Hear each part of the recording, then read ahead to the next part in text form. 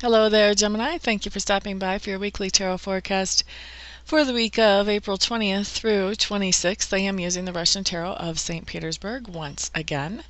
And let's see. Let's get started here. So for Monday, what you guys have coming up, Gemini, is you have the Nine of Cups. This is a really good card. This card is a card that says that things are going fairly well for you relationship-wise. This is a card that talks about that your emotions, you're in a really good place. This is a good day. This is a day where you're really appreciating the people around you and noticing the good things about the people around you, and where you're feeling pretty good about your relationships and where they are. So it's really just a fantastic situation to be in on Monday for you Geminis. Now Tuesday, what we have coming up is we have the Seven of Cups. Seven of Cups is an interesting card, and it's kind of come to mean a few different things for me. But in the Seven of Cups, your feet aren't always on the ground, but you are thinking about possibilities. You're generating ideas about possibilities or options for yourself. So some of these options may be pretty realistic, and some of these options may not be so realistic. This can actually be literally brainstorming, or this can be really just exploring, okay, well, what are my options in a certain situation? Maybe you're in a situation that you're not completely happy with. You're kind of looking for, how do I turn this around? How do I change it or adjust it? What are some of my options with that situation? Maybe it can be work, maybe it can be relationships, but really Tuesday is all about looking at all the options that are available to you and kind of sorting through those, okay? And then on Wednesday, what we have coming up is we have the Nine of Coins. And the Nine of Coins is very similar to the Nine of Cups in that it's a good place. This is a place where you're actually looking around at your lifestyle and how you have your life set up and realizing that you're doing pretty good. Now, of course, all of us always are stretching and reaching to do more or better than how we are right now. So there's always that going on. We would be dead if that wasn't happening. But when the Nine of Coins comes up, this talks about you're looking at, okay, where was I a year ago or 2 years ago or 5 years ago? And look at where I am now. I've made a lot of really good progress. I'm doing really well. And if this progress continues to move forward, then I'm going to be in an even better place here before long. So this is really a nice card of, I don't really want to say contentment because that kind of implies a slowing down and not moving forward anymore. But it is a card of being happy with your progress so far, being satisfied with what has happened so far. Okay? Now, and this is in the area of your life, your lifestyle, how you live your life. So things that would be included with this would be family life, would be where you live, would be your commute to work, where you work, what kind of work you do. All of those things would be included on a Nine of Coins card as far as when you're looking at your lifestyle. These would all be things that you would feel like you've made good progress in and you expect to make even more progress in the future. Okay, so then Thursday what we have is we have the King of Cups showing up in reverse.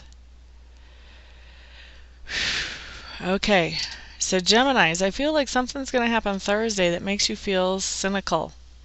Like, kind of makes you a little bit doubt the goodness of humanity. Makes you think, well, I need to be more careful. I need to be less naive about how I handle my relationships, how I handle my interactions with other people. And for a lot of you, I don't think that this is anything that happens probably with someone. For most of you, it's not going to be any kind of interaction that you have with somebody that is close to you or important to you in your life that you spend a lot of time with. But I feel like there's just going to be something that happens that kind of gets your attention, not necessarily with anybody, like I said, close to you, just kind of gets your attention and makes you really think about, wow, that's just something that would be so easy for it to happen to me because I don't take any kind of precautions against anything like that. So it's something like that that comes up that makes you feel kind of cynical about, the goodness of people. Not really the goodness of everybody, but like, you have to be aware. It's going to make you feel like you want to be more aware of what's going on around you and take better care of yourself to make sure that something like whatever it is you witness doesn't happen to you. Okay, so that's Thursday. And then Friday what we have showing up is we have the Five of Coins in reverse. Five of Coins in reverse is really a good card. When it comes up right side up, it really is talking about tightening up your belt, that there's something that's been added into the budget that you need to find a way to afford, and so now you're tightening up your belt. But you got this card in reversed. Reversed is better. It's the opposite of that. So now when you have the Five of Coins coming up in reverse, it's time to loosen up your belt. You've got a little bit of ease coming into your budget, a little bit of ease coming into how you live your life, maybe even a little bit of ease in the energy that you're spending, because all of our resources are not about money. Sometimes it's about energy. So maybe there's something that was consuming some of your energy that now you're not having to spend energy on. Maybe you had a child that lived with you, and now this child is moving away to go to college, or moving out in with a roommate, or just moving out, and so there's a lot of energy that you were spending helping to take care of this child and looking after this child, and now that you're not spending that, now you've got this new energy. So this can manifest in an energetic way as much as it can in a financial way. But either way, what's going on is you're getting some kind of breathing room coming into your life on Friday, where you have a chance to kind of slow down, kick your feet up a little bit, and look around and go, feels nice to kind of slow down once in a while. Okay, so that's your Friday. And then Saturday, you have the Page of Clubs coming up. Now, the Page of Clubs really talks about a message of inspiration. So messages of inspiration come a couple of different ways. They can come through communication from other people. And the other way that they can come in is that you can be inspired by other people. So you may be seeing somebody else's actions and thinking to yourself, wow, I wish I handled things that well. And it might inspire you to take on maybe one of their good habits, or something along those lines. So you can get inspiration through email, verbally, text message. Somebody can say something that really clicks with you and gives you a great inspiration. Or you can just be watching how somebody else lives their life and get inspiration from that. But I do see you getting some kind of message of inspiration coming in for you on Saturday, Gemini. Sunday, what we have coming up is we have the Queen of Swords. So Gemini, what's going on? So for most of you, the Queen of Swords is somebody that you're going to be interacting with on Sunday. The Queen of Swords is a woman of sorrows. So she's lost somebody. Many times she's a widow. Sometimes she's lost a child. But she's a woman that has a lot of sorrow.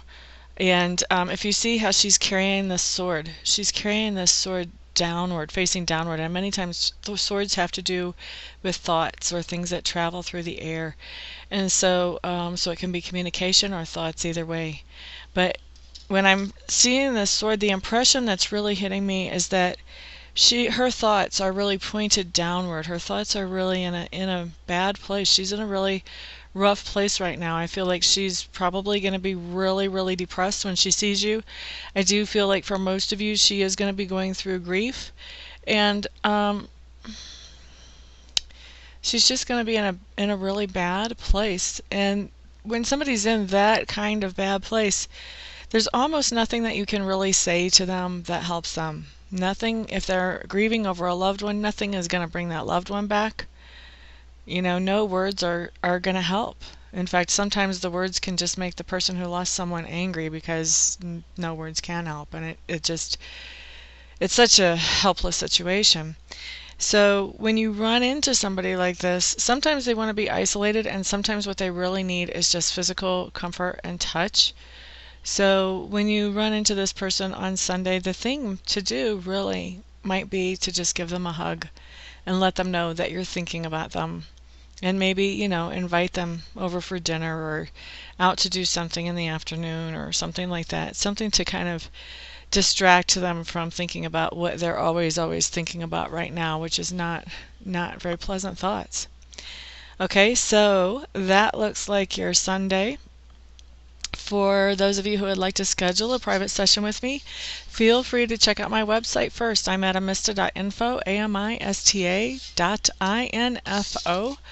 Once you're there and you've poked around a little bit and you see what I'm like, then if you still feel like I'm the best person to work with, then go ahead and contact me. What we'll do is we'll schedule a session for you as quickly as possible. And for everybody else, I'll see you all here next week. Everyone have a great week. Peace out.